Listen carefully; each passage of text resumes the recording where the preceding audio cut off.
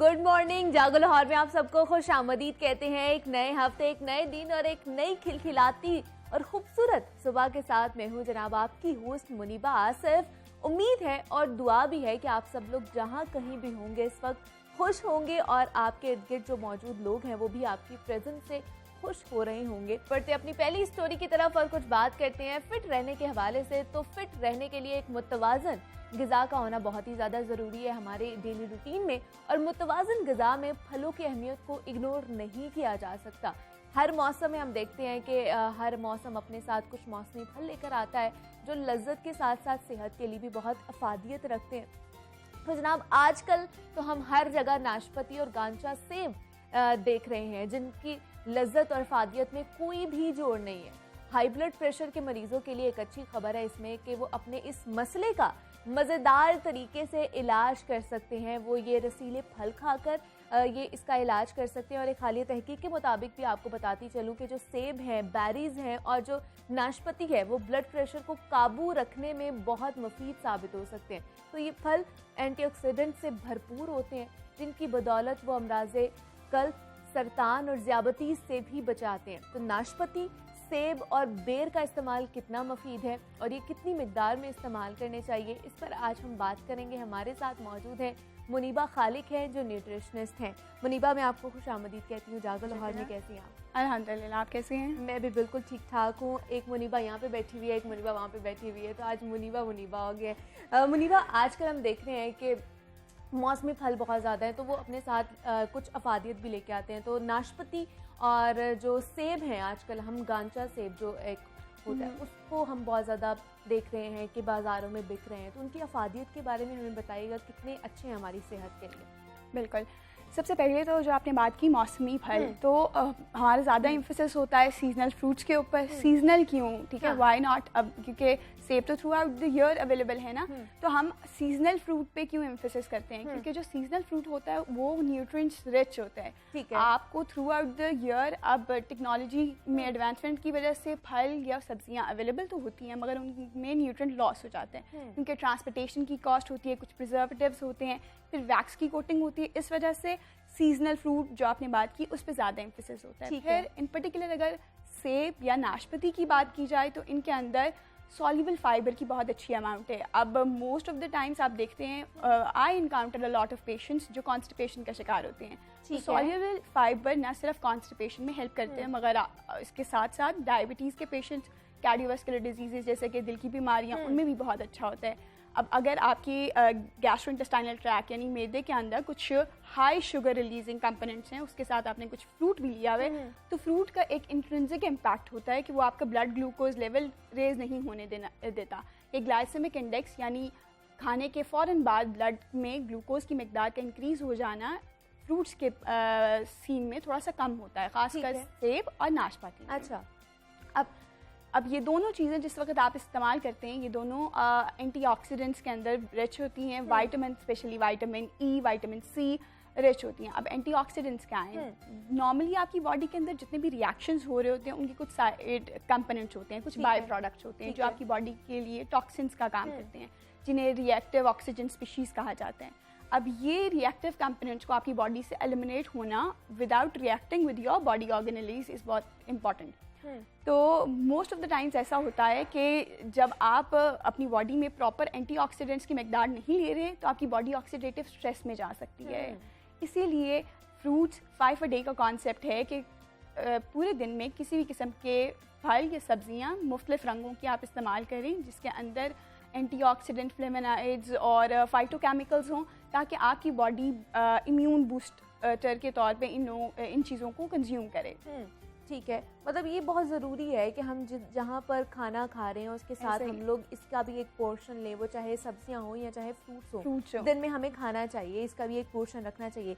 दूसरा, अगर हम नाशपाती की बात करें तो मुनीबा, किस उम्र के जो अफराद हैं वो ज़्यादातर इसको खा सकते हैं? क्या जो शुगर के पेशेंट हैं वो भी इसका इस्तेमाल कर सकते हैं? बिल्कुल कर सकते हैं। मैंने पहले बताया कि ग्लाइसेमिक इंडेक्स रेटिंग पे लो में आता है, लो टू मीडियम। ठीक है, आजकल ये कॉन्सेप्ट बड़ा प्रमोट किया जा रहा है कि अगर आप जाके कहीं भी बताते हैं कि फ्रूट बहुत फ़ायदेमंद है, तो मोस्ट ऑफ द टाइम्स ऐसा होता है लोग फ्रूट जूसेस की तरफ चले आते हैं। हाँ। तो जिस वक्त आप जूसेस की तरफ जाते हैं, आप उसका फाइबर कंटेंट एलिमिनेट कर देते हैं और आप होल प्रोडक्ट तो नहीं ले रहे होते ना, आप सिर्फ जूस ले रहे हैं। हाँ। तो वो डायबिटिक पेशेंट्स के लिए वो अच्छा नहीं है। मगर अगर आप होल फ्रूट ले रहे हैं, क्योंकि उसके अंदर ample amount of soluble fibre है, और मोस्ट इंपॉर्टेंटली आप पील के साथ लें, क्योंकि ज़्यादातर वाइटामिन और मिनरल्स पील के पास होते हैं। तो जब आप छिलका उतार देते हैं, ये मोटा छिलका उतारते हैं, तो आप काफ़ी ज़्यादा वाइटामिन और मिनरल्स और एंटीऑक्सीडेंट्स से डिप्राइव हो जाते हैं।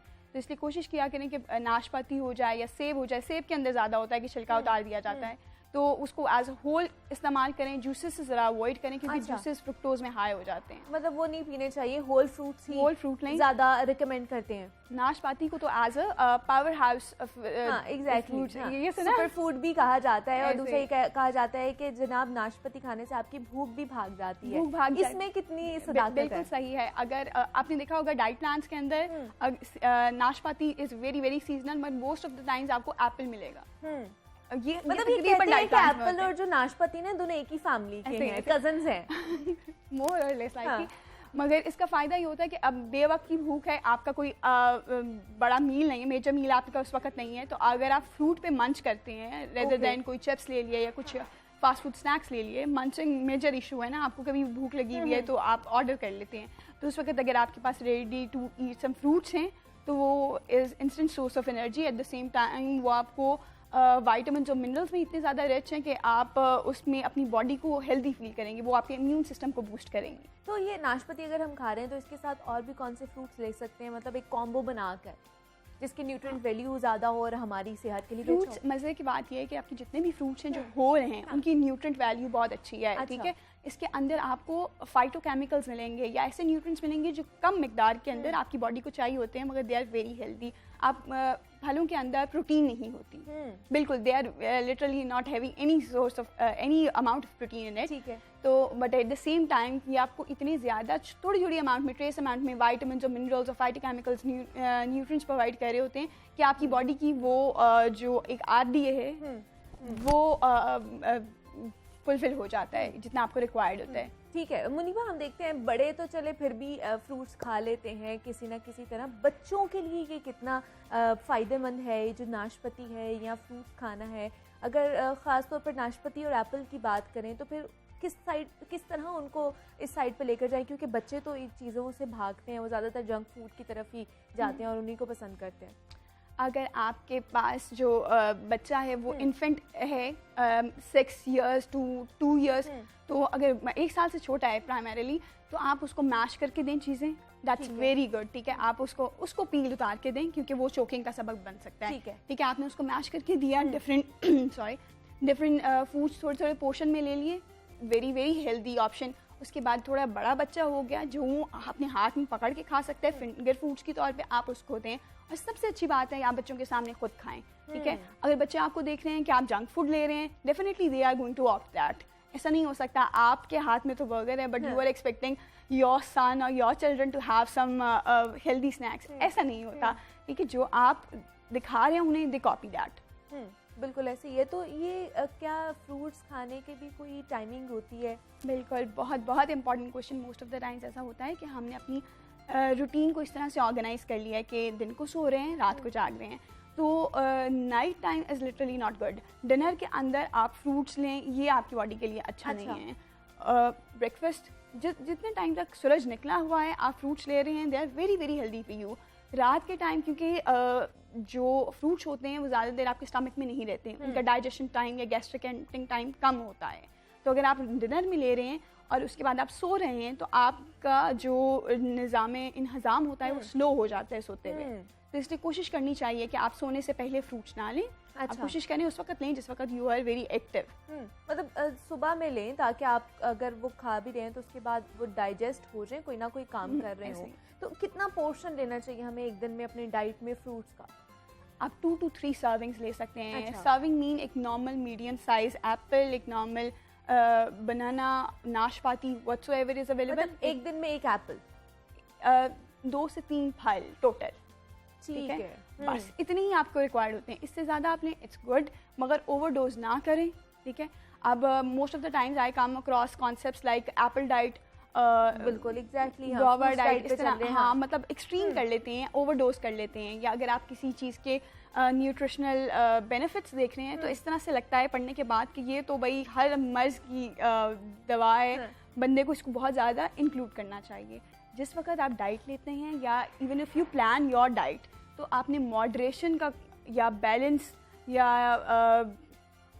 उसके अंदर डाइवर्सिटी का कॉन्सेप्ट ज़रूर इंक्लूड करना है। अगर आप एक ही चीज़ के ऊपर फोकस कर रहे हैं और उसकी ओवरडोज कर रहे हैं तो वो आपकी बॉडी को इतना बेनिफिट नहीं देता। अच्छा, आपको चाहिए कि अपनी डाइट के अंदर मॉडरेशन लेके आएँ। अगर आज आपने एक चीज़ खा ली है, कल आप कुछ और खा लें, ठीक है, इस तरह से आप थोड़ी सी डाइवर्सिटी लेके आएँ। आप पैलेटेबल भी रहता है, क्योंकि एक चीज़ बहुत ज़्यादा खाना बंदे का दिल उकता जाता है, तो वो एक्सेप्टेंस भी नहीं रहती उस चीज़ में। But at the same time अगर आप थोड़े थोड़े पोर्शंस के अंदर खाएं, चीज़ों को चेंज करें, उसको डाइवर्सिफाई करें, उसके अंदर थोड़ी सी मॉडरेशन लेके आएँ, तो वो आपके लिए भी बेनिफिट होता है, आपकी बॉडी के लिए भी बेनिफिट, और वो कंजप्शन में थोड़ा सा ईजी रहता है। लेकिन जिस तरह मुनीबा आजकल ये चल भी रहा है कि एक ही आप फूड के ऊपर रहते हो, और जैसे आपने भी बताया कि डाइटिंग चल रही है और बहुत ऊपर वाली क्रॉस डाइट कर लेते हैं, क्रैश डाइट कर लेते हैं, एप्पल डाइट, बनाना डाइट, देन गर्मियाँ थी तो वाटरमेलन डाइट भी लोग कर रहे थे। ऐसे ही है, ये सारी डाइट्स कहलाती हैं फैट डाइट्स, या जो आपने कहा क्रैश डाइट्स। हाँ। इनके अंदर आप एक न्यूट्रिएंट या एक फूड कंपोनेंट की ओवरडोज करते हैं। अब होता क्या है, जिस वक्त आप किसी भी एक पर्टिकुलर न्यूट्रिएंट की ओवरडोज करते हैं,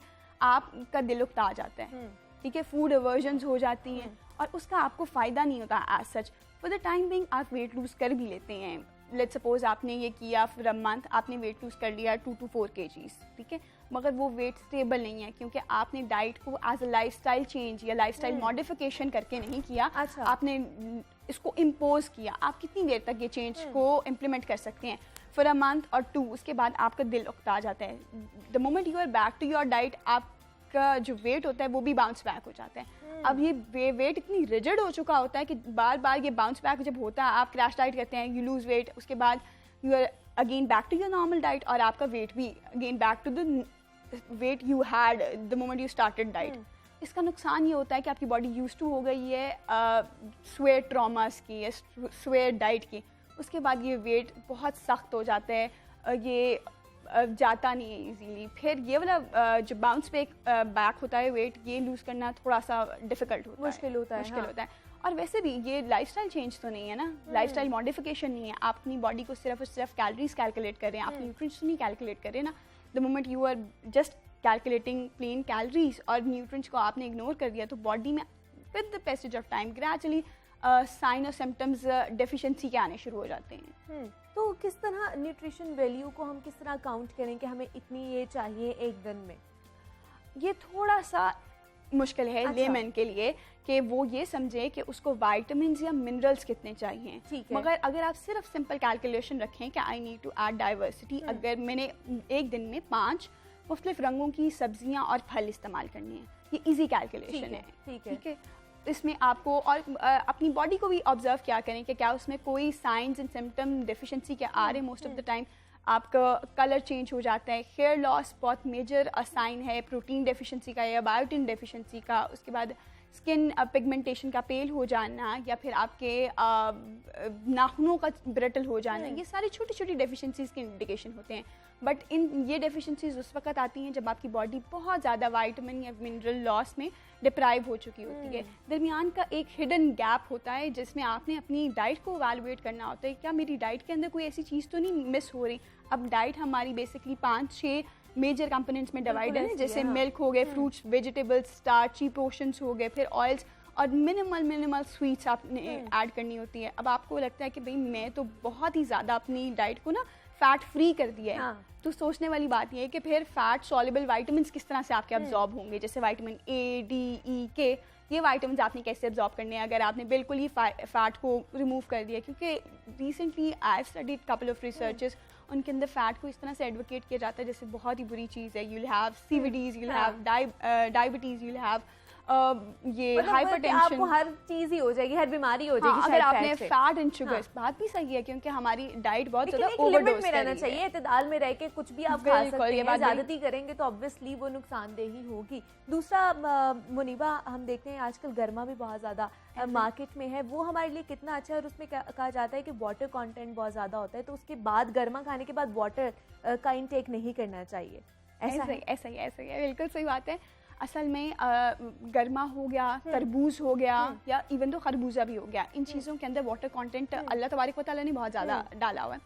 अब जिस वक्त आप ये खाते हैं, आपकी जो स्टमक है उसकी पीएच एल्कलाइन हो जाती है। अच्छा, तो स्टमक की पीएच नॉर्मली एसिडिक होती है, ठीक ठीक है, जिसकी वजह से इसके अंदर बहुत से बैक्टीरियाज ग्रो नहीं कर पाते। अगर आपके खाने के अंदर हेलिकोबैक्टर पाइलोरी एक बैक्टीरिया है, वो आपका चला गया है किसी तरह से, आपके स्टमक की नेचुरल पीएच इतनी एसिडिक होती है कि वो सर्वाइव नहीं कर पाता।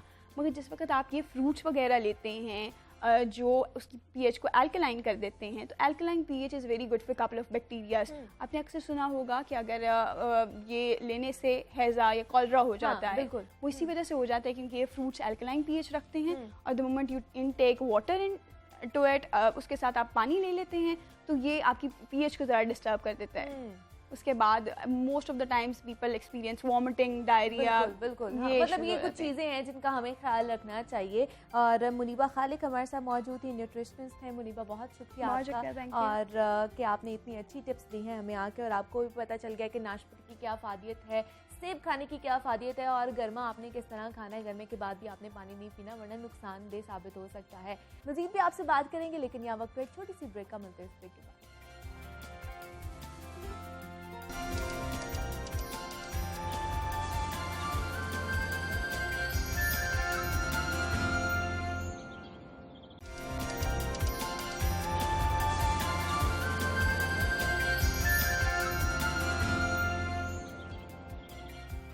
वेलकम बैक टू जागो लाहौर। जनाब, ब्रेक पर जाने से पहले हम बात कर रहे थे मौसमी फलों के हवाले से, तो अब बात कर लेते हैं मौसमी बीमारियों के हवाले से। तो आपको पता है जैसे ही मौसम चेंज होता है तो वो कई तरह की बीमारियां अपने साथ लेकर आता है, जिसमें सरे फहरिस्त होती है वो है हमारी स्किन के प्रॉब्लम्स, और ख़ास तौर पर ख़वातीन में ये प्रॉब्लम्स बहुत ज़्यादा पाए जाते हैं क्योंकि हमारी स्किन जो है वो थोड़ी सी ज़्यादा सेंसिटिव होती है, जिसका ख्याल रखना बहुत ज़्यादा ज़रूरी होता है। तो जैसे ही मौसम बदलते हैं तो हम बहुत सी ख़वातीनें शिकायत करती हैं कि उनकी स्किन पैची हो गई है या ज़रूरत से ज़्यादा ऑयली हो गई है, जिनकी स्किन ऑयली है भी नहीं है, और पिंपल्स निकलना शुरू हो जाते हैं। तो गर्मियों में और सर्दियों में किस तरह अपनी स्किन का ख्याल रखना चाहिए, ख़ास तौर पर ये जो मौसम बरसात चल रहा है इसमें हमने अपनी स्किन की टेक केयर कैसे करनी है, कौन सी रूटीन अपनानी चाहिए, सुबह में कौन सी चीज़ें हमें अपनी स्किन पर लगानी चाहिए, सन ब्लॉक कितना ज़रूरी है हमारी स्किन के लिए, ये आज हमने बात करनी है क्योंकि स्किन के प्रॉब्लम्स बहुत ज़्यादा बढ़ते जा रहे हैं।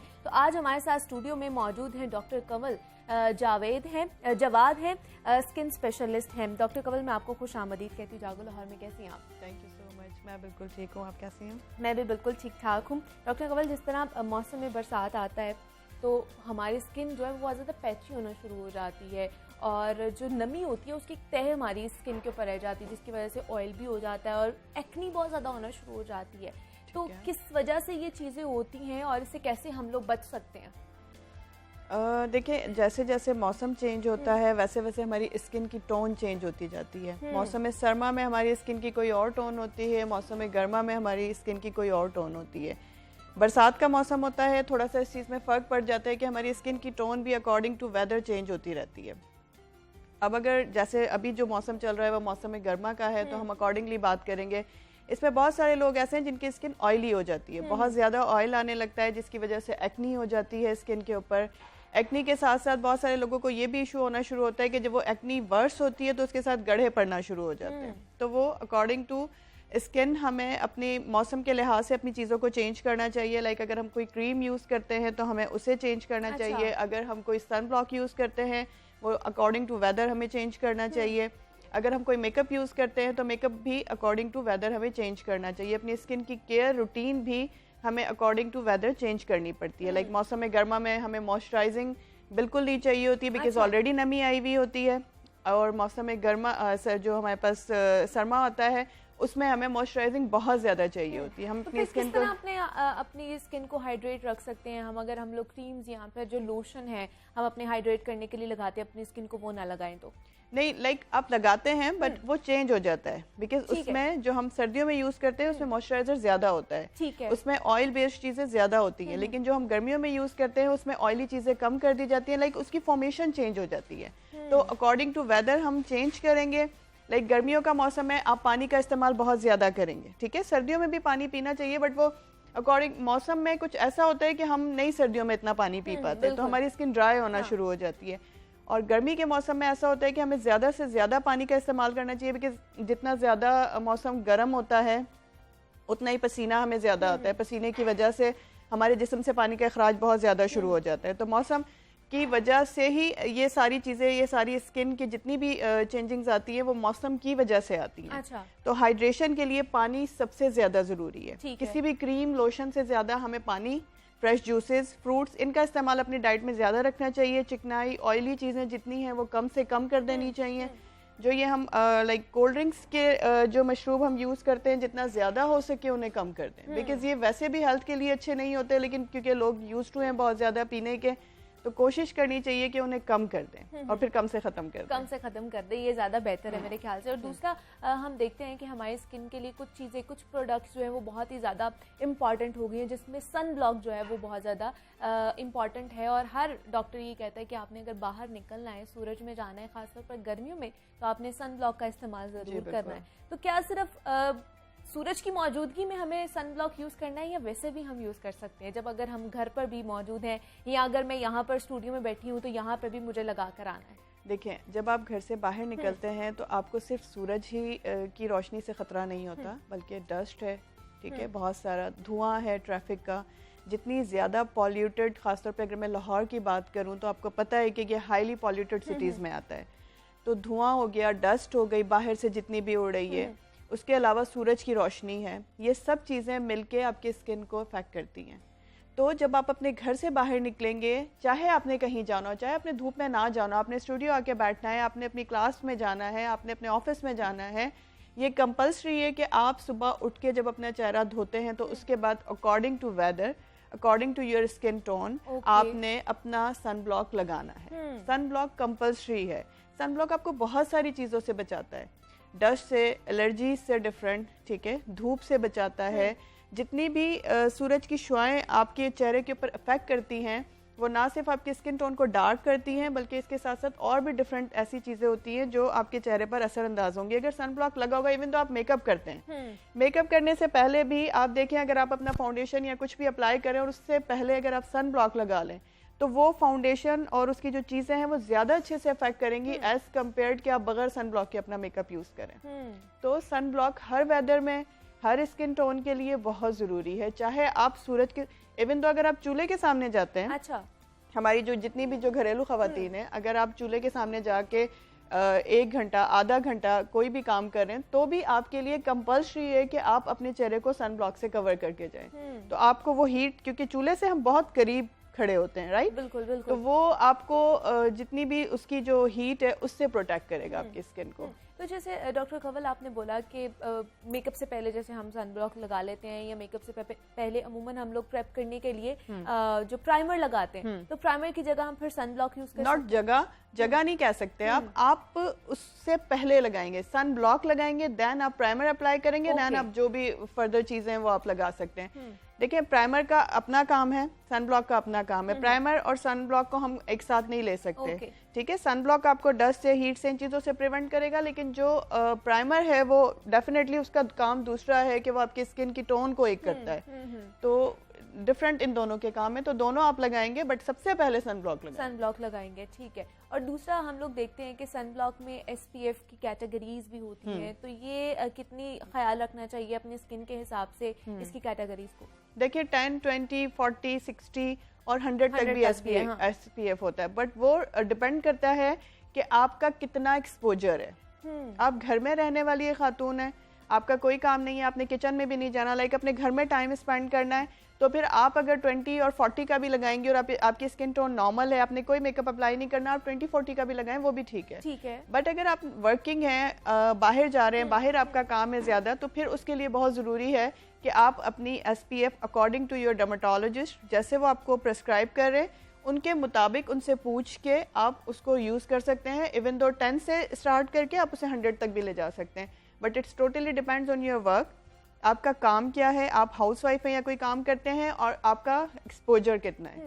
लेकिन जिस तरह आपने भी कहा कि लाहौर में बहुत ज़्यादा गर्मी पड़ती है, तो इसमें लाहौर की गर्मी में एवरेज हमें कौन सा जो इसकी कैटेगरी है? एटलीस्ट 40 और 60 और 100। अच्छा, इवन दो 40 से स्टार्ट करके और आप 60 और 100 तक जा सकते हैं। बट इसमें भी ये डिपेंड करता है, आप ये चीज़ देखेंगे, इसमें ज़रूर इस चीज़ को आपने करना है ऑब्जर्व कि आपकी जो स्किन टोन है वो ऑयली है, ड्राई है, मतलब टाइप्स या देखनी है आपकी कौन सी स्किन टाइप है। बिकॉज हर सन ब्लॉक आपको सूट नहीं करेगा, हर सन ब्लॉक मुझे सूट नहीं करेगा। It's totally depend on our skin tone.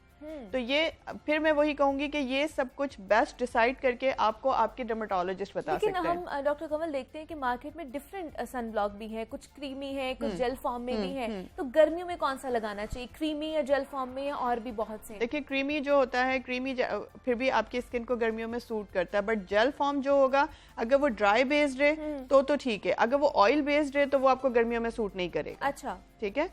तो इसीलिए हम ऐसे क्योंकि बहुत सारे जेल फॉर्म भी ऐसे होते हैं जो आपकी स्किन पर लगने में तो आपको लगते हैं कि ये जेल है और ऑयली सा होगा, बट उनकी टोन अंदर से ऐसी नहीं होती। वो जब आप अपनी स्किन पर अप्लाई करते हैं तो आपकी स्किन जो है वो ड्राई टोन देती है। लाइक ऑयली स्किन पे अप्लाई करेंगे तो वो ड्राई रहेगा, आपको नजर नहीं आएगा। बट बहुत सारे लोग ऐसे होते हैं जिनकी स्किन गर्मियों में भी इवन दो ड्राई रहती है, उनके लिए ये बेस्ट होता है कि वो मीडियम यूज़ करेंगे गर्मियों में, ताकि ना उनकी स्किन टोन जो है वो बहुत ज़्यादा ऑयली लगे और ना बहुत ज़्यादा ड्राई लगे। ठीक है। और दूसरा एक ये भी प्रॉब्लम आ रहा है डॉक्टर कंवल, एंटी एजिंग के हवाले से बहुत सारे जो ट्रीटमेंट्स हैं वो अब मार्केट में आ चुके हैं, तो क्या वो नेचुरल तरीक़ाकार हैं और वो हमारी स्किन के लिए कितने सही हैं और कितने गलत हैं? देखें, एंटी एजिंग की अगर आप बात करेंगे, सबसे पहले क्या होता था कि क्रीम्स डिफरेंट यूज़ होती थी, मार्केट में क्रीम्स आई थी, लेकिन क्या था उनका इफेक्ट इतना अच्छा नहीं आता था। लोग उसे साल यूज़ करते थे, ऐसा भी नहीं है कि बिल्कुल नहीं फ़र्क पड़ रहा, लेकिन ऐसा होता था कि 20% 30% पेशेंट को फ़र्क पड़ जाता था। लेकिन जो क्रीम्स के बाद दूसरे ट्रीटमेंट्स हैं जिनकी आप अभी बात कर रही हैं, जैसे फॉर सपोज हम अपनी लाफ लाइन के लिए, अपनी फाइन लाइंस के लिए फिलर्स यूज़ करते हैं, बहुत इफ़ेक्टिव होते हैं। आपकी स्किन टोन को आपकी जो स्किन की जितनी जो एजिंग इफेक्ट आपकी स्किन पे आ गया है उसमें ये लाफ लाइन बहुत मेजर रोल प्ले करती हैं। लाइक आप अगर यहाँ स्माइल करते हैं तो ये लाइंस प्रोमिनेंट हो जाती हैं। फिलर्स के थ्रू हम इन्हें फिल कर देते हैं, जो कि यंग लुक देती है आपकी स्किन को। आपकी जो ये डार्क सर्कल्स होते हैं आईज के नीचे, इन्हें अगर हम फिलअप कर देते हैं फिलर्स के थ्रू तो भी आपकी स्किन को एक यंग लुक मिल जाता है। ठीक है, एजिंग इफेक्ट कहीं ना कहीं खत्म हो जाता है। आपके माथे की झुर्रियां जो हैं वो आपको बूढ़ा दिखाती हैं, उसके लिए हम लोग बोटॉक्स यूज करते हैं। ठीक है, बोटॉक्स का भी बहुत अच्छा इफेक्ट है। आप किसी प्रॉपर प्रोफेशनल कंसल्टेंट से जाके आप अपना बोटॉक्स ट्रीटमेंट करवा सकते हैं, उसका आपको बहुत अच्छा रिजल्ट मिलेगा। अच्छा। इन्हें हम क्रो फीड्स कहते हैं। लाइक आपकी ये जो आईज जहाँ पर खत्म होती हैं कॉर्नर्स, इन्हें हम क्रो फीड्स कहते हैं। इसमें जो झुर्रियां पड़ती हैं उन्हें क्रो फीड्स कहते हैं। ठीक है, आप इनके ऊपर भी बोटॉक्स अप्लाई करवा सकते हैं और उससे जब आपकी ये लाइनिंग्स जितनी भी हैं फिल हो जाएंगी तो आपकी स्किन टोन बिल्कुल चेंज हो जाएगी।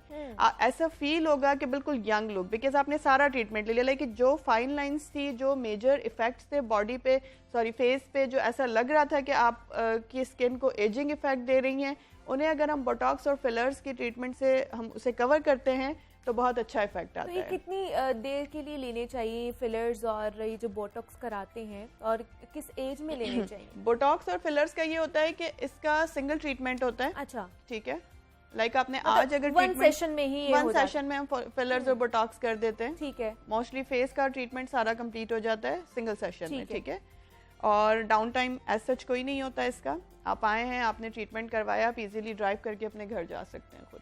एक बात। ठीक है। दूसरी बात ये है कि कोई भी फिलर, अगर आपकी डाइट अच्छी है, आप पानी ज्यादा ले रहे हैं अपनी डाइट में, जूसेस, और आपने ख्याल रखा अपनी स्किन का, तो 6 से 8 महीने तक कोई भी फिलर्स बोटॉक्स बहुत अच्छा रिजल्ट दे सकते हैं। ठीक है, इवन 2 साल से 2 साल की मुद्दत तक भी बहुत अच्छा इफेक्ट आता है। अच्छा, But मतलब अगर उसके उसका लिए ख्याल रखा जाए तो जैसे हम अपनी नेचुरल स्किन का अगर रखें तो वो बहुत अरसे तक अच्छी रहती है। तो ये ट्रीटमेंट भी ऐसा ही होता है कि अगर आप इसका ख्याल रखेंगे अपनी स्किन का तो आपकी स्किन पे बहुत अच्छा इफेक्ट पड़ता है। और किस एज से अगर कराना चाहिए तो जो आप आजकल recommend के करते हैं? हालात हैं उसमें तो 30 के बाद बेहतर है। अगर आपको लग रहा है कि आपकी स्किन डाउन, मतलब ऐसे फील हो रहा है कि आपको लो फील होता है, झुर्रियाँ ज्यादा पड़ गई हैं क्योंकि स्ट्रेस बहुत है, हमारी सराउंडिंग में स्ट्रेस बहुत ज्यादा है, हमारी डाइट उतनी प्रॉपर नहीं रही, हम जंक फूड ज़्यादा फोकस करते हैं, बाहर के खानों पे ज़्यादा फोकस करते हैं, तो उसके लिए बहुत ज़रूरी है अगर आपकी स्किन टोन ऐसी है तो आप उसको 30 के बाद 35 के बाद फिलर्स बोटॉक्स करवा सकते हैं। रिकमेंडेड ये है कि 30 से 35 it's not recommended like, but according to जो अभी हमारा एटमॉस्फेयर है, जो अभी हालात हैं उसके मुताबिक, बट 40 के बाद फीमेल्स के लिए रिकमेंडेड है कि अगर वो चाहें तो करवा सकते हैं। क्या 30 से पहले भी लोग आ रहे हैं ये कराने? बिल्कुल आ रहे हैं, तभी मैंने आपको ये स्पेशली कहा कि अभी जो हालात हैं उसके मुताबिक 30 के बाद जो फीमेल्स हैं जिन्हें बिल्कुल अपनी स्किन में परफेक्शन चाहिए, खासतौर पे जिनका ताल्लुक लाइक होता है मीडिया से है, जिनके फेस को उन्होंने दिखाना है, ऑब्वियसली वो हर तरह से परफेक्शन चाहते हैं ना, तो वो उस परफेक्शन के लिए चाहते हैं कि कोई एक लाइन भी चेहरे पे ना हो। तो क्या इसके लॉन्ग टर्म नेगेटिव इफेक्ट्स भी आ सकते हैं? एज सच नहीं, अगर इसकी टेक केयर ना की जाए तो नहीं, नेगेटिव मतलब एज सच कोई इसके ऐसे इफेक्ट्स नहीं है कि वो आपकी स्किन को अफेक्ट करें। अच्छा, इफेक्ट यही होगा इसका कि वो बहुत लंबे अरसे तक नहीं चलेगा। लाइक अगर हम 6 से 8 महीने का ड्यूरेशन दे रहे हैं तो वो जल्दी खत्म हो जाएंगे फिलर्स, वो दोबारा से आपकी स्किन लटक जाएगी, ढीली हो जाएगी, झुर्रियां पड़ जाएंगी, ऐसे होगा। मतलब दोबारा से वो जो पहले आपकी स्किन हाँ, की जो थी नॉर्मल वैसी हो जाएगी, वैसे आ जाएगी। और दूसरा हम बात कर रहे थे कि इस मौसम में पिंपल्स बहुत ज्यादा निकलना शुरू हो जाते हैं, एक्ने निकलना शुरू हो जाती है, अगर वो खत्म हो भी जाती है तो उसके स्कार्स रह जाते हैं, उसको फिर किस तरह हम मैनेज कर सकते हैं? क्योंकि बहुत से लोग हैं जो टोटके भी इस्तेमाल करते हैं, तो क्या टोटके इस्तेमाल करने चाहिए? मेडिकेटेड क्रीम्स भी हैं जो इसका हल है? देखिए, अगर आप टोटके इस हद तक इस्तेमाल करते हैं कि उससे आपकी स्किन पे कोई नई चेंजेस नहीं आ रही हैं, लाइक एक लिमिट में रह के, लाइक बहुत सारे लोग बेसन यूज करते हैं, दही यूज करते हैं, अंडा यूज करते हैं, दीज आर लाइक ओके, ठीक है, आप कर सकते हैं इन्हें यूज, लेकिन इनसे गड़े और ये चीजें नहीं जाती हैं, to be very honest, because गड़े जो पड़ जाते हैं जिन्हें स्कार्स कहते हैं, वो लॉन्ग टर्म ट्रीटमेंट है। ठीक है, सबसे पहले तो अगर आपको एक्नी हुई है तो आपने उसे छीलना नहीं है। बहुत सारे लोगों को आदत है बैठ के उसको खुरचते रहते हैं ना, ये स्कार्स का कॉज होती है। लॉन्ग टर्म एक्नी अगर है तो स्कार बनाती है, आप उसे इचिंग करते रहते हैं तो स्कार्स बन जाते हैं उनके। ठीक है, स्किन पर आपके एक्नी है, लाइक किसी को एड्स से, किसी को मैट्रिक्स से बच्चों को स्टार्ट हो जाती है, बट वो केयर नहीं करते। ठीक है, हो रही है, खत्म हो जाए, सब कहते हैं टीनेजर्स की है, खत्म हो जाएगी आहिस्ता आहिस्ता, बट ऐसा नहीं होता। आजकल मैंने फिर मैं वही बात कहूंगी कि हम लोगों की डाइट इतनी खराब है, हम लोग जंक फूड ज़्यादा खाते हैं, कोल्ड ड्रिंक्स पर और सॉफ्ट ड्रिंक्स पर बहुत फोकस करते हैं, तो स्किन आप सोचें कहाँ से अच्छी होगी। ऑयली फूड्स, बच्चे घर का खाना खाते ही नहीं आजकल, उन्हें बस बाहर वगैरह ये तो खाते नहीं खाते, तो ये रुझान बढ़ता जा रहा है। गड़ों की ट्रीटमेंट के लिए बहुत ज़्यादा ज़रूरी यही होता है कि आप प्रॉपर किसी कंसल्टेंट को कांटेक्ट करें। उसके लिए हमारे पास लेज़र ट्रीटमेंट भी होती है, ठीक है, उसके लिए हमारे पास माइक्रो नीडलिंग भी होती है, विद पीआरपी होती है। डिफरेंट प्रोसीजर्स ऐसे हैं जिनके through PRP, micro needling, laser treatment, ये सब ऐसे ट्रीटमेंट्स हैं जो थोड़े से लॉन्ग टर्म होते हैं बट इफेक्टिव होते हैं, और गढ़े कहीं ना कहीं नेचुरली फिलअप होना शुरू हो जाते हैं, स्कार्स नेचुरली फिलअप होना शुरू हो जाते हैं। तो क्या जो लोग डॉक्टर के पास नहीं जा सकते, जिनके इतने वसाइल नहीं है, क्योंकि कहते हैं कि जो स्किन स्पेशलिस्ट होते हैं वो बहुत ज़्यादा महंगे होते हैं और बहुत से लोग हमें देख भी रहेंगे होंगे, तो उनके लिए हमें बताइए, कुछ टिप्स दे के जाइए कि वो किस तरह अपनी एक्नी प्रॉब्लम या स्कार्स प्रॉब्लम जो है वो घर में कुछ चीज़ों के साथ, नेचुरल इंग्रेडिएंट्स के साथ जो है वो ठीक कर सकते हैं, या अपनी जो रूटीन है उसमें कुछ चीज़ें ऐड ऑन करके ठीक कर सकते हैं। ठीक है, देखिए ऐसा है कि अगर आप अफोर्डिंग नहीं है आजकल, वैसे अगर मैं पंजाब की बात करूं तो ऐसा नहीं है कि आपके लिए कोई भी कंसल्टेंट रीचेबल ना हो। हमारे जो DHQ है, THQs हैं, वहाँ बड़े बड़े सब कंसल्टेंट्स अवेलेबल हैं OPDs में, ठीक है, और वो फ्री ऑफ कॉस्ट है। अच्छा, ऐसा नहीं है कि आपको वहाँ पे करके जाना पड़ेगा, आप वहाँ फ्री ऑफ कॉस्ट उन्हें कंसल्ट कर सकते हैं। बट अगेन बात आ जाती है प्रोसीजर्स की। प्रोसीजर्स क्योंकि कॉस्टली होते हैं, गवर्नमेंट हॉस्पिटल्स में बहुत कम होते हैं, बड़े बड़े हॉस्पिटल्स में अवेलेबल हैं बट हर हॉस्पिटल में नहीं है। प्रोसीजर्स अगर आप नहीं करवा सकते हैं तो उसके लिए बेहतर ये है, जब भी आपको एक्नी होती है, चाहे वो किसी भी एज से शुरू होती है, सबसे पहले आप अपने कंसल्टेंट के पास जाएं। ठीक है, वो आपको बताएंगे कि अभी जो आपकी एक्नी है वो कवर हो सकती है, उसे हम क्योर कर सकते हैं। अगर हम प्रॉपर और वक्त पे ट्रीटमेंट ले लेंगे तो वो गड़े बनने की नौबत ही नहीं आएगी। दूसरी बात, मैं ख़ास तौर पे जितने भी ये टीनेजर्स और ये बच्चे जिनको एक्नी होती है वो उसे दोबारा फिर वही कहूँगी कि इचिंग नहीं करेंगे उसको। और कुछ एक्नी डॉक्टर कंवल रेडिश भी हो जाती है, रेड से भी वो पिंपल्स हो जाते हैं। जी बिल्कुल ऐसे ही है। हमारे पास जो इन्फेक्टेड एक्नीज होती हैं जिनके अंदर रेड कलर का ब्लड होता है, लाइक उसमें ब्लड होगा, पस होगी, उसमें ऐसी भी होती है, उसे नोडुलोसिस्टिक एक्नी कहते हैं। वो भी ट्रीटमेंट पॉसिबल है। अगर आप इनिशियली जाके अपने कंसल्टेंट को कंसल्ट कर लेंगे तो उसका भी ट्रीटमेंट पॉसिबल है, वो गड़े बने बगैर भी ख़त्म हो सकती है। वो डिपेंड करता है कि आपने किस टाइम पर कांटेक्ट किया। अगर आपको एक्नी हुए हुए 1-2 साल हो गए तो इट्स वेरी डिफिकल्ट कि अब हम उसे बचा सकें कि वो स्कार्स ना बने। तो क्या अगर हम लोग डॉक्टर्स के पास जाते हैं और ट्रीटमेंट करवाते हैं तो क्या उसके बाद हमारी जो एक्नी है वो हमें दोबारा नहीं होगी उन ट्रीटमेंट्स के बाद? जरूरी नहीं है ऐसा। अगर आपने एक्नी का पूरा ट्रीटमेंट लेने के बाद भी अपनी डाइट में चेंजेस नहीं की, आपकी स्किन एक मरतबा आपका फेस पूरा साफ हो गया, ठीक है, आपने ट्रीटमेंट कंप्लीट कर ली, बट अगर आपने अपनी डाइट कंट्रोल नहीं की, ठीक है, आपने अपनी स्किन की सफाई का ख्याल नहीं रखा, आपने प्रॉपर्ली, अगर आप कोई मेकअप करते हैं तो उसे प्रॉपर्ली रात को रिमूव करके नहीं सोए, आपने अपनी स्किन को हाइड्रेट नहीं रखा, जंक फूड खाते रहे, ऑयली चीजें खाते रहे, तो वो दोबारा हो सकती है। बिकॉज देखिए हार्मोनल इशू अगर है, प्रॉब्लम अगर अंदर से आ रहा है तो उसका कॉज अभी मौजूद है। बिल्कुल, आपने उसे ट्रीट कर दिया है, बट अगर आप दोबारा से उसी रूटीन पे आएंगे तो वो इंटरनल कॉज को फिर जगा देंगे कि उठें जी दोबारा से एक्नी निकालें, तो वो एक्नी दोबारा निकल सकती है। और दूसरा एक ये भी हम देखते हैं कि हम लोग जब मार्केट में जाते हैं तो बहुत से जो हम लोग मेकअप टेस्टिंग के लिए जाते हैं तो एक ही ब्रश के साथ ही एक ही चीज के साथ हम लोग वो सारी लड़कियां मतलब एक के बाद दूसरी जब आती है तो उसी के साथ टेस्ट कर रही होती है, तो ये हमारी स्किन के लिए कितना नुकसानदेह हो सकती है? बहुत नुकसानदेह हो सकती है। आप खुद देखें, अभी इस चीज़ को खुद भी एक्सप्लेन कर रही हैं कि हम एक ही चीज़ से सब कर रहे होते हैं। डेफिनेटली आप, मेरी स्किन पे कोई इशू है, वही आपने अगर पफ या जो भी उसका पाउडर शाउडर का जो ब्रश है वो आपने यूज़ कर लिया तो ऑब्वियसली वो आप तक मुंतकिल हो सकता है। तो इसके लिए हमें ख़ास तौर पे केयर करनी चाहिए। या तो आप अपना ब्रश, अपनी चीज़ें अपने बैग में रखें अगर आप किसी ऐसी टेस्टिंग के लिए जा रहे हैं तो। पहली बात ये, आजकल वैसे भी कोविड की वजह से बहुत कम ऐसा हो रहा है कि वो लोग टेस्ट नहीं करवा रहे, बट अगर ऐसा है भी तो आपकी फिंगर्स हैं, आप अपनी फिंगर्स से उसको ट्राई कर सकते हैं। अगर आपके पास ब्रश नहीं है, पाउडर कुछ है नहीं ऐसी चीज़ लगाने के लिए, तो आप अपने फिंगर से कर लें उसे ट्राई, ठीक है। तो एहतियात ज़्यादा ज़रूरी है। खुद अपनी स्किन की जितनी एहतियात करेंगे उतना चीज़ों से आप बचेंगे। बिल्कुल ऐसे ही एहतियात हर चीज़ में ज़रूरी है। सेहत में अगर आपने खुद को सेहतमंद बनाना है तो उसमें भी एहतियात ज़रूरी है, और अगर आपने अपनी स्किन को सेहतमंद बनाना है तो उसके लिए भी एहतियात बहुत ज़्यादा ज़रूरी है। डॉक्टर कंवल जवाद हमारे साथ मौजूद थी। डॉक्टर कंवल, बहुत शुक्रिया आपका कि आपने हमें वक्त दिया और इतनी अच्छी हमें टिप्स आप देकर जा रही हैं। स्किन स्पेशलिस्ट थी हमारे साथ, और जिस तरह हम अपनी सेहत का ख्याल रखते हैं हमें अपनी स्किन का भी ख्याल रखना चाहिए, और जिस तरह मौसम चेंज होता है हमें अपनी प्रोडक्ट्स हमें अपनी स्किन केयर को ना जो है उसमें भी चेंजेस लेकर आनी चाहिए। मज़ीद भी कुछ चीज़ें हैं जो आपके साथ शेयर करेंगे, लेकिन यहाँ वक्त एक छोटी सी ब्रेक का।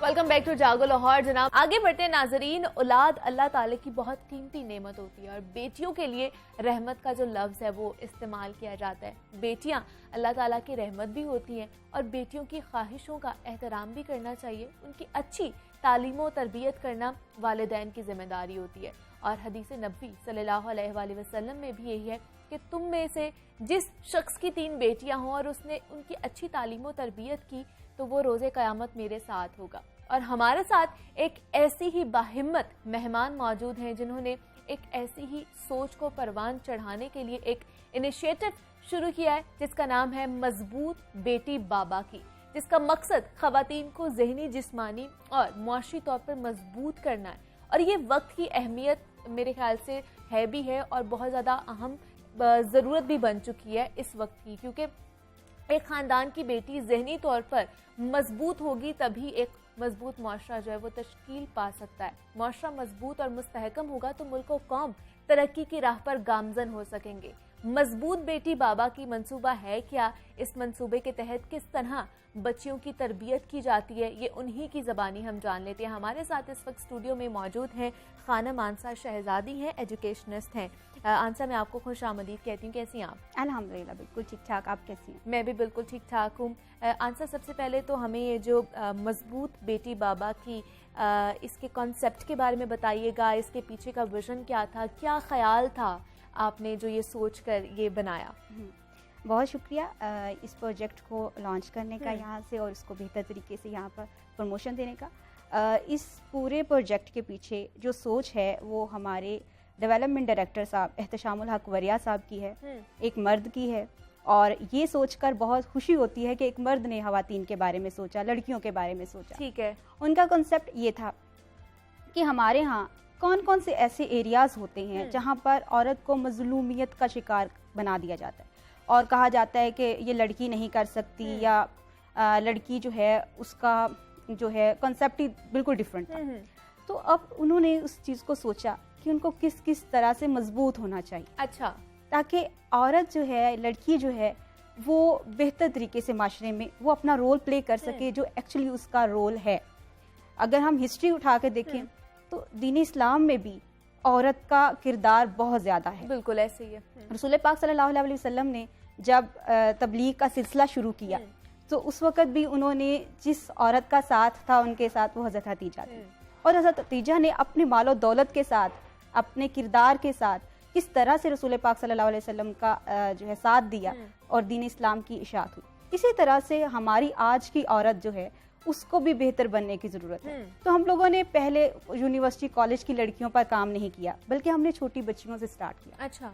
बच्ची, बेटी, ठीक है। क्योंकि बेटी ही माँ बनेगी, बहन बनेगी, फिर उसके बाद वही बीवी है, वही एक नई आने वाली नस्ल की परवरिश करती है। माँ ने ही अपनी औलाद में बेटा या बेटी दोनों की परवरिश करनी है। अगर वो बेटी बेहतर होगी तो वो बहन भी बेहतर होगी और बीवी भी बेहतर बनेगी, बीवी बेहतर होगी तो माँ भी बेहतर बनेगी। और जब एक माँ अपने बच्चे की किरदार साजी बेहतर करेगी तो तब जाकर माशरा, जितनी भी बुराइयां हमें आजकल अपनी सोसाइटी में नजर आ रही हैं, इनको हम ख़त्म कर सकते हैं। तो हमने सबसे पहले औरत को, बेटी को चुना कि बेटी जो है उसको मजबूत होना चाहिए। अच्छा। और वो सिर्फ जहनी तौर पर मजबूत हो जाएगी तभी काम पूरा नहीं होता, जिस्मानी तौर पर मजबूत हो जाएगी काम पूरा नहीं होता। हमने उसको हर एंगल से देखा कि कौन कौन से ऐसे एरियाज हैं जहाँ पर औरत को मजबूत होना चाहिए, लड़की को मजबूत होना चाहिए, जहनी हो, जिस्मानी हो, माशी तौर पर कॉन्फिडेंस आ जाता है ना। आपके पास अपना पैसा हो, आपके पास अपनी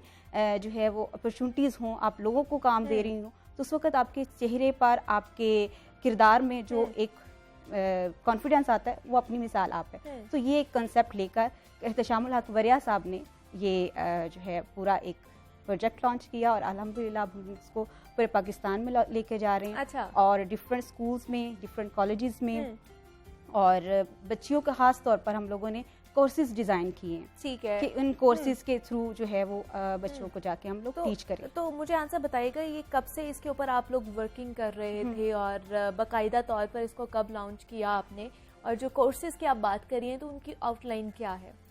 इसको तकरीबन हो गए 3 साल हम लोगों ने इसके ऊपर काम किया। ठीक है। और 2 साल से हम लोग इसको फिजिकली कर रहे थे कोर्सेज, यानी हम लोग इसके सेशंस कर रहे थे। फिर कोविड की वजह से हमने इसके ऑनलाइन कोर्सेज जो हैं वो शुरू किए। यूनिवर्सिटीज़, कॉलेजेस और स्कूल्स में हम लोगों ने फिजिकल भी किए। उसमें हम लोगों ने जिसकी आउटलाइन रखी है उसमें सबसे पहले बच्चियों को हम लोगों ने इमोशनली स्ट्रॉन्ग करने की कोशिश की। इमोशनली बेटी स्ट्रॉन्ग होगी, वो अपने इमोशंस का पॉजिटिव यूज़ करना सीखे। इमोशंस जो हैं वो हमारी फितरत में शामिल हैं। बिल्कुल। और हमें गुस्सा भी आना चाहिए, हमें प्यार भी आना चाहिए, हमें अपनी जिंदगी में हर इमोशंस को मैनेज करना करना चाहिए। यानी गुस्सा बुरा नहीं है, गुस्से का रिएक्शन बुरा है। जब इंसान क्योंकि गुस्से के बगैर इंसान की शख्सियत कंप्लीट नहीं होती, उसको हर नाजायज़ बात पे गुस्सा आना चाहिए। और ये बाकिरदार शख्स की निशानी है कि उसे नाजायज़ बात पे गुस्सा आता है।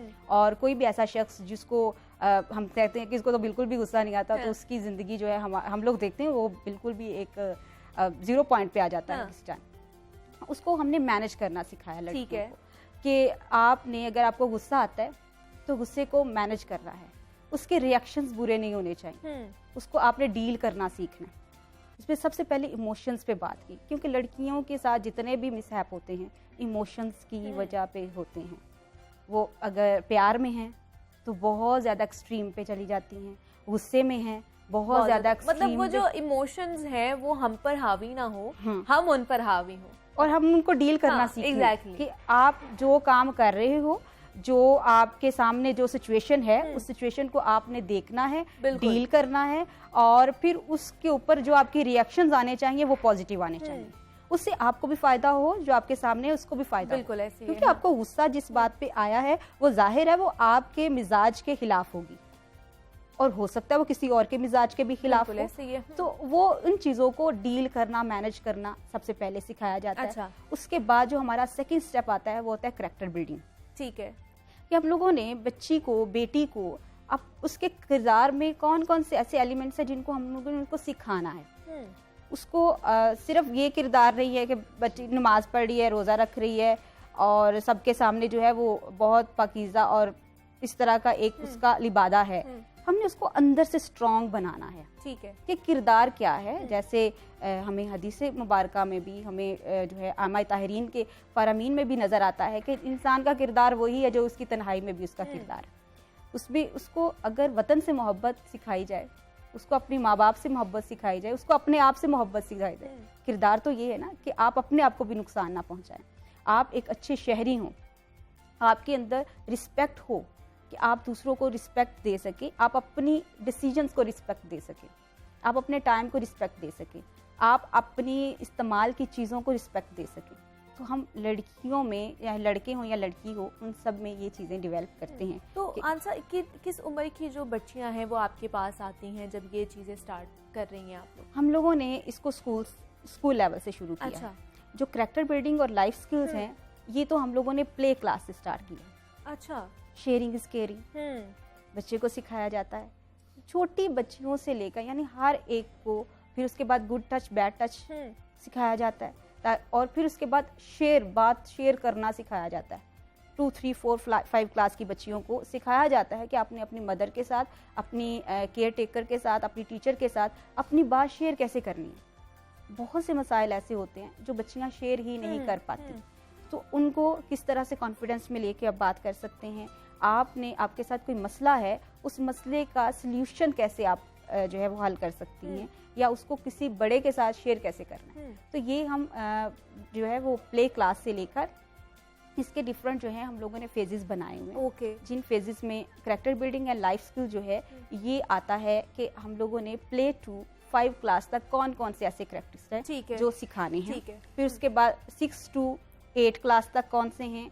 इसी तरह से बच्चियां बड़ी होती जाएंगी तो उनमें किस तरह से उसको डेवलप करना है, उसको मेंटेन कैसे रखा जाता है। ठीक है, तो इन चीज़ों को हम लोग करते हैं। तो और जैसे आपने बताया कि छोटे बच्चियों से ही आप लोग स्टार्ट कर रही हैं और स्कूल में जाके भी आप लोग बताते हैं, तो वो क्या सेशंस कितने होते हैं स्कूल में जाते हैं? तो सिर्फ जो बच्चियां होती हैं सिर्फ उनको ही आप बता रहे होते हैं, जो स्टाफ होता है जिनमें टीचर्स भी मौजूद होती हैं फीमेल, या उनको भी आप लोग आगाह करते हैं कि उन्होंने किस तरह अपनी बच्चियों को या स्टूडेंट्स को बताना है? जी बिल्कुल, हमारे मदर्स के साथ भी सेशंस होते हैं, टीचर्स के साथ सेशंस होते हैं और स्टूडेंट्स के साथ सेशंस होते हैं। ये बाकायदा तौर पर इसके 1 डे सेमिनार्स भी हैं डिफरेंट स्कूल्स में, क्योंकि टाइम की नवीयत को देखते हुए हमें इनको मैनेज करना होता है। 1 डे है, 7 डे है एंड 3 मंथ्स का। अच्छा, ठीक है।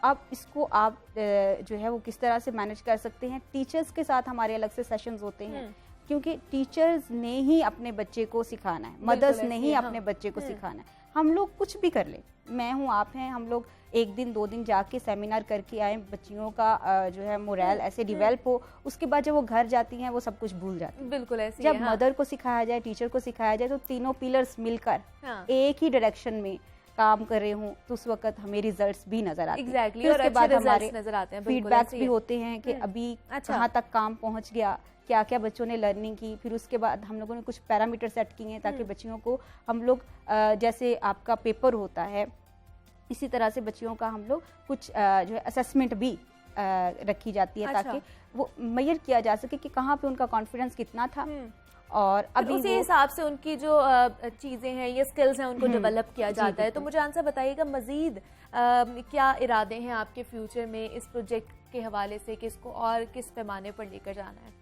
अभी तो इंशाल्लाह इसके लिए जितनी भी एफर्ट की जा रही है, और अब आजकल के जो मैं डेली बेसिस पे जो हम लोग न्यूज़ सुन रहे हैं, अभी तो मेरा जी चाह रहा है मैं दरवाजे नॉक कर करके हर माँ को कहूँ कि अपनी बच्चियों के अंदर कॉन्फिडेंस डेवलप करें और उनको पॉजिटिव हर चीज़ सिखाएं। हम लोग इसमें सिर्फ और सिर्फ इनको मेंटली लेवल तक नहीं रखते, हम लोगों ने होम इकोनॉमिक्स के बाकायदा कोर्सेज रखे हैं, ताकि बच्ची है ना उसको, यानी जिसने खाना खाना, मेरे नज़दीक जिस बंदे को भूख लगती है ना उसको खाना बनाना भी आना चाहिए। बिल्कुल, बिल्कुल। जिसने घर में रहना है उसको घर मैनेज भी करना आना चाहिए, जिसने कमाना है उसको बजट भी मैनेज करना आना चाहिए। तो ये छोटी छोटी चीजें हैं जो हम लोग बकायदा मुकम्मल तौर पर एक लड़की को, एक बच्ची को बाइख्तियार बनाने के लिए जितने भी हमें कंपोनेंट्स चाहिए उसके अंदर उस चीजों पे आप काम कर रहे हैं। ठीक है जी। खानम आनसा शहजादी हमारे साथ मौजूद थी, एजुकेशनिस्ट हैं और मजबूत बेटी बाबा के हवाले से ये जो एक प्रोजेक्ट है इस हवाले से ये काम भी कर रही हैं। आंसा, बहुत शुक्रिया आपका, आपके वक्त का और यहाँ पर आने का। और जनाब ये बड़ा अच्छा इनिशिएटिव लिया गया है इनकी तरफ से, और मेरे ख्याल से आप लोगों को भी अपनी बच्चियों को अब बाइख्तियार बनाना चाहिए और उन्हें इन चीज़ों के बारे में बताना चाहिए। और भी मज़ीद आपसे बात करेंगे, कुछ और डिस्कशन करनी है आपके साथ, लेकिन यहाँ वक्त छोटी सी ब्रेक का मिलते हैं। इस ब्रेक के बाद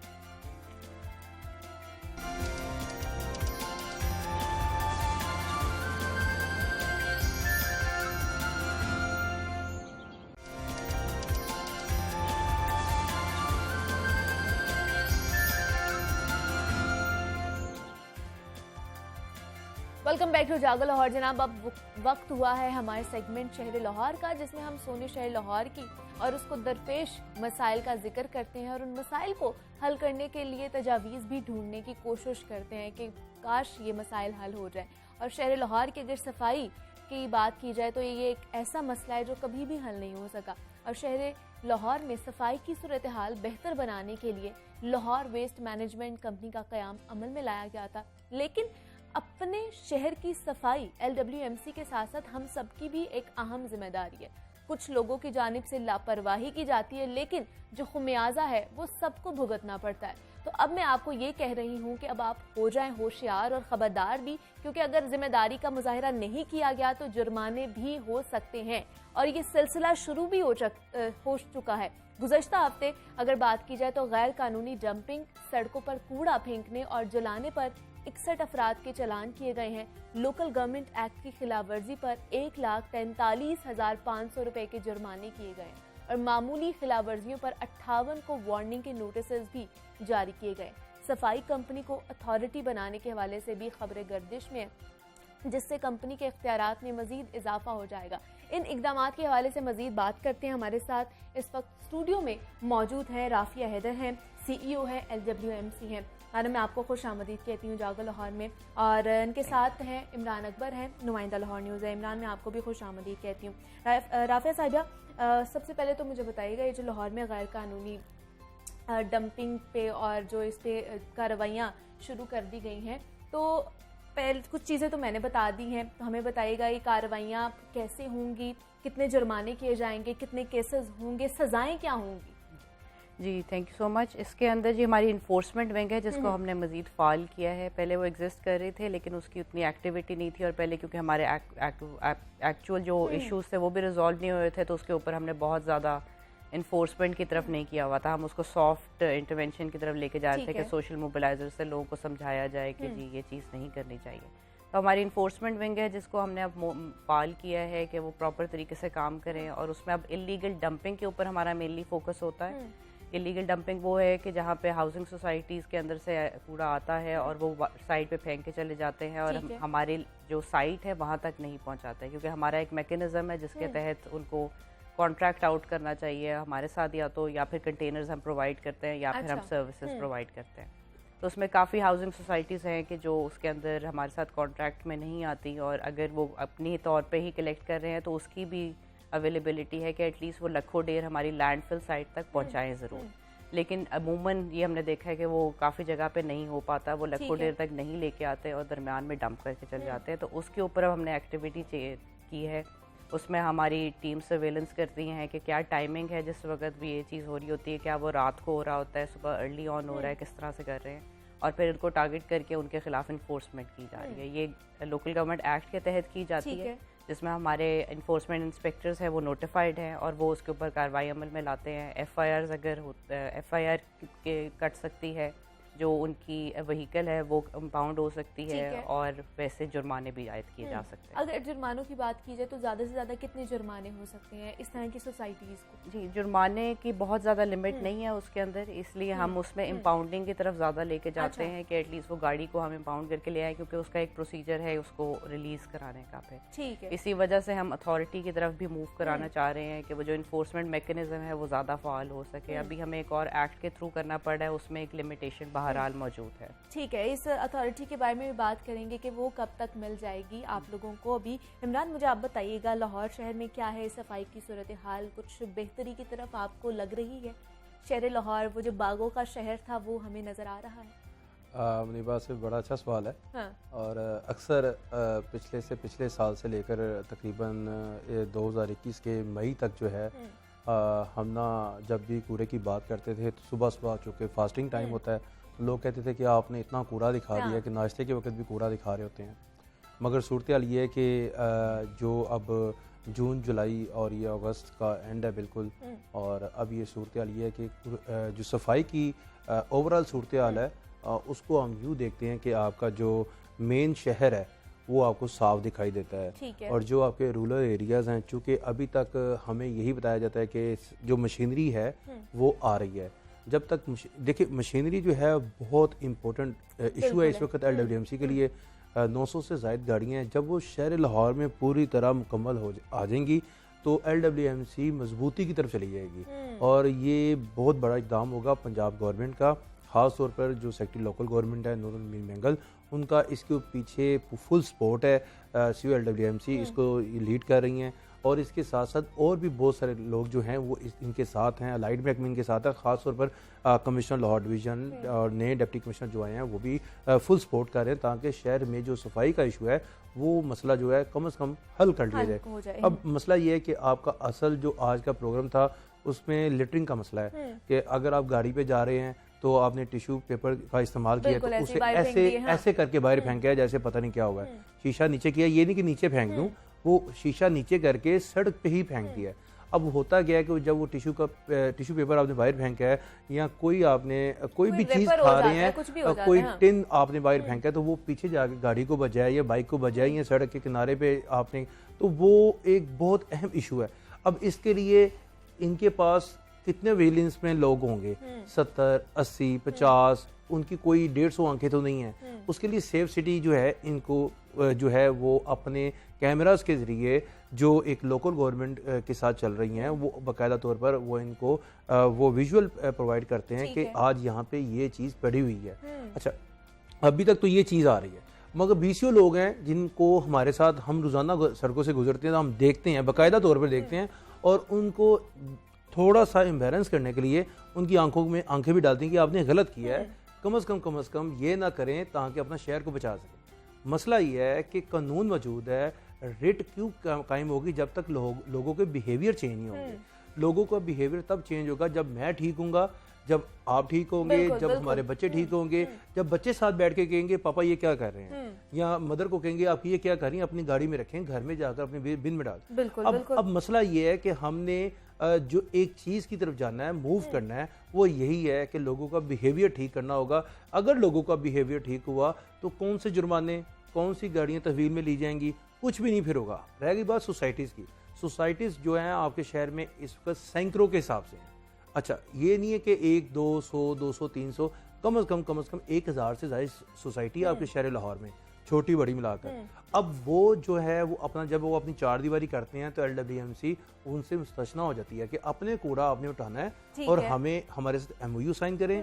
इस कूड़े को चाहे आप रायवंड के अड्डा प्लाट के पास रहते हैं, हमारी लैंडफिल साइट आपसे 35, 40, 50 किलोमीटर दूर है, वहां तक आपने कूड़ा पहुंचाना है, और इसके लिए MOU साइन होता है कुछ पैसों का। अच्छा। अब आपके शहर में इतनी सोसाइटीज हो गई हैं कि उनको पकड़ना भी मुश्किल हो गया। अब इनके पास इतने लोग होने चाहिए इन सोसाइटीज के अंदर ऑफिसेज में बैठने के लिए कि उनका कूड़ा रोजाना कितना जनरेट होता है, वो किस तरह का कूड़ा फेंक रहे हैं, किस तरह का कूड़ा लैंडफिल साइट पे जा रहा है, क्या वो लीचड़ वाला कूड़ा तो नहीं फेंक रहे, क्या वो हैवी कूड़ा तो, यानी कि इस तरह की बहुत सारी चीजें हैं जो इनके लिए। राफिया साहब, इन चीजों से किस तरह निपटा जाएगा जिन चीजों की निशानदेही इमरान ने की है? जी, ये अच्छे पॉइंट्स है। इसके अंदर मैं एक क्लेरिफिकेशन जरूर देना चाहूंगी कि 3 मैकेनिज्म है हमारे हाउसिंग सोसाइटीज के साथ जो हम वर्किंग करते हैं उसके अंदर। उसमें एक इनिशियल तो ये है कि या तो हम ही अंदर से कूड़ा लेके भी आएंगे और आगे लेके जाएंगे, उसकी एक अलग कॉन्ट्रैक्ट ठीक है।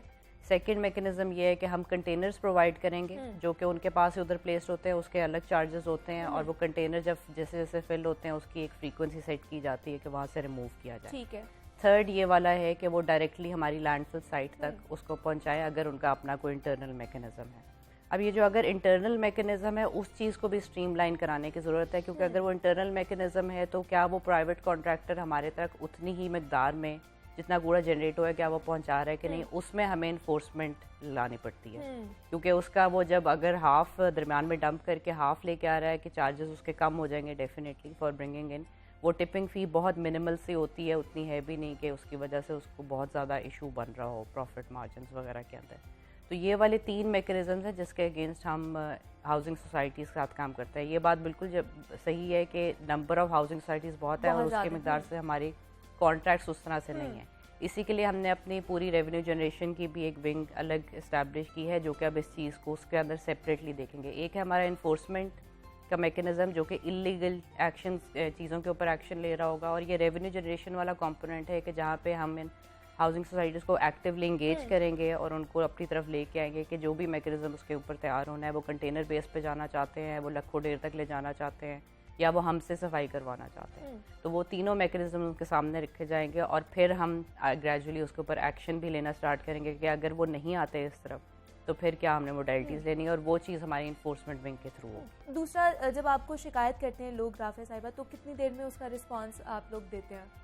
जी, हम उसको मिनिमाइज डेफिनेटली करने की कोशिश कर रहे हैं। हमारी गाड़ियों वगैरह के ऑपरेशनल वर्किंग में हमने उसमें ऐड ये किया है कि सेकंड शिफ्ट को ज़्यादा एक्टिवेट किया है। अच्छा। फर्स्ट शिफ्ट में हम अपनी ऑपरेशनल वर्किंग पूरी कराते हैं कि जो जो एरिया अंदर से टिपन होना है वो सारा कुछ हो, और सेकंड शिफ्ट में हम कोशिश करते हैं फिर कि जो उतनी कंप्लेंट्स आई होती हैं वो हो जाए। तो हमारी वर्किंग कोशिश होती है कि with in 6 to 12 hours maximum जो है हमारी कंप्लेंट मैनेजमेंट हो जाए। ठीक है, उस कंप्लेंट के ऊपर अमल दरामद हो जाए और एक्शन जल्द से जल्द हो जाए।